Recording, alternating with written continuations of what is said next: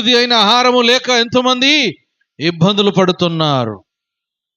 ఎంతోమందికి ఆహారము లేక ఎంతోమంది మనం చూస్తాం రోడ్ల మీద అనాథ పిల్లలు, అదేవిధంగా అనాథులు ఎంతోమంది ఆహారము లేక కలిగి ఉన్నట్టు చూస్తున్నాం. కానీ దేవుడు నోహాబు తన కుటుంబంలో ఆహారాన్ని సమృద్ధిగా కలగజేస్తున్నాడు.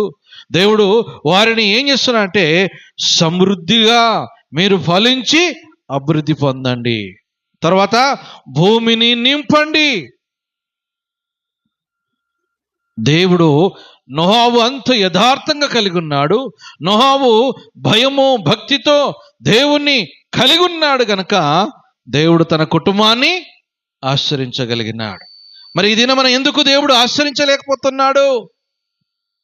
దేవుడు ఈ రోజున ఎందుకు దేవుని నమ్ముకున్నారు కానీ సమృద్ధిలోనికి ఎందుకు రావట్లేదు?